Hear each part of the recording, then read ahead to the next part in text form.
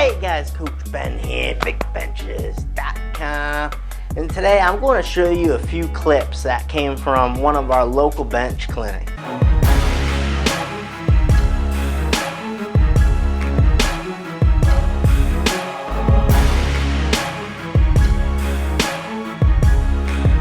Now in these specific clips, we are addressing setup issues with the bench press and how we'll go about really dialing in that setup process. Like I always say, the setup, it makes up about 80% your bench success. It's an absolutely critical part of getting a big bench. Many of the athletes who attended this clinic, not all of them, but many, were mostly CrossFitters and general strength enthusiasts, meaning that they did not have a good grasp on what goes into the powerlifting technique. I say that because many of them are pretty blown away with the technical aspects of the bench press, which you will see in the video. So without further ado, check this video out. I know hopefully it'll help you a ton with your setup for the bench press. If you're getting taxed, you're doing it right.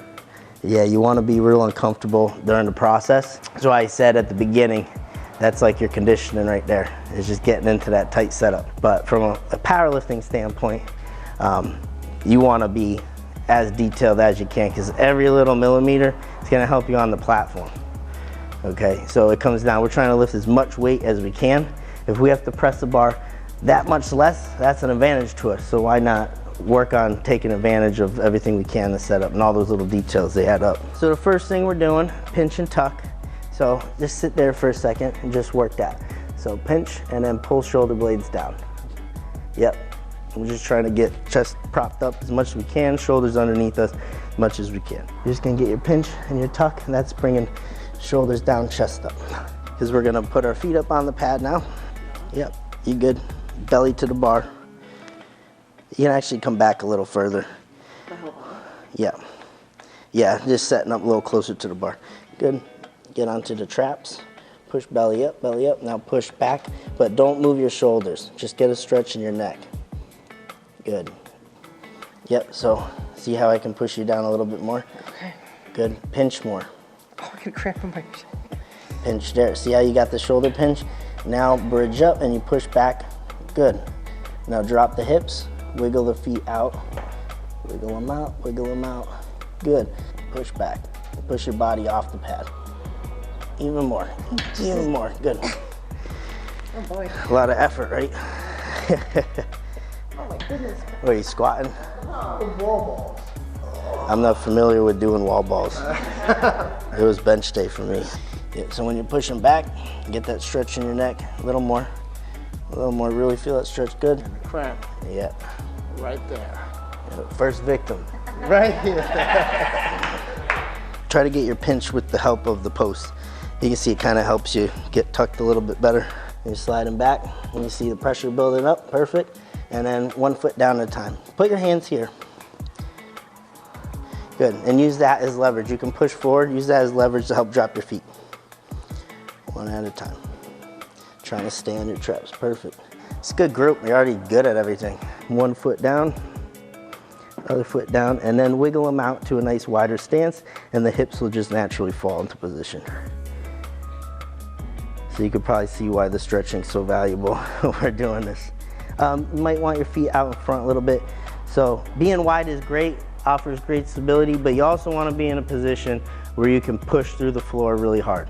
So this would be a decent spot for you. See, when I put your foot on the floor, I like to see the toe out a little bit.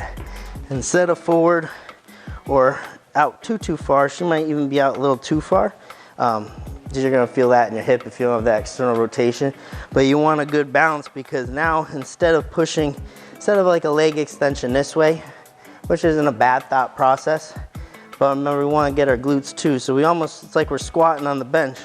Toes out a little bit, because most of us aren't gonna squat like this. Like some might, but you know, we're not squatting like this either. Okay, we wanna adopt like the same type of pattern there. Toes out a little bit, knees out.